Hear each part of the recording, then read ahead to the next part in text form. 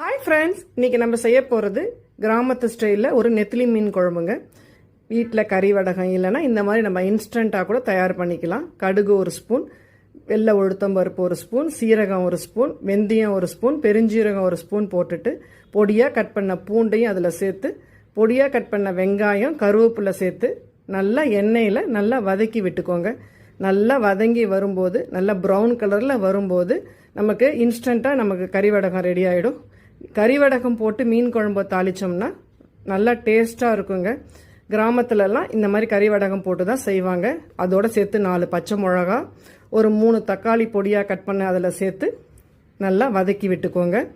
வதங்கினதுக்கு அப்புறம் 1 டீஸ்பூன் மஞ்சள் பொடி, 3 டேபிள் ஸ்பூன் குழம்பு மிளகாய் பொடி போட்டு ஒரு எலுமிச்சம்பழம் அளவுக்கு ஊற வச்ச நம்ம புளிக்கரைசலை எடுத்து அதில் ஊற்றி உப்பு சேர்த்து நல்லா மிளகாய் காரம் உப்பு சேர்ற மாதிரி நல்லா கொதிக்க விடுங்க.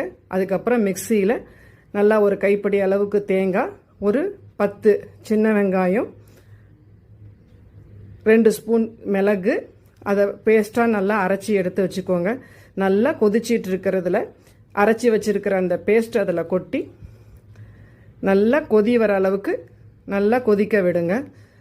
நல்லா ரெட்டை கொதின்னு சொல்லுவாங்க, அது வர அளவுக்கு நல்லா கொதி வர அளவுக்கு நல்லா கொதிக்க விடுங்க. நல்லா கொதிச்சு வரும்போது நம்ம கழுவி வச்சிருக்கிற மீன் அதில் சேர்க்கணும். நல்லா ரெட்டை கொதி வந்ததுக்கப்புறம் போட்டால் தாங்க நல்லா குழம்பு நல்லா டேஸ்ட்டாக இருக்கும். அதுக்கப்புறம் நம்ம கழுவி வச்சிருக்கிற மீன் அதில் சேர்த்து ஒரு 5 நிமிஷம் வேக வச்சா போதுங்க. ஏன்னா சின்ன மீனாக இருக்கிற வாசி கரைஞ்சிடும்.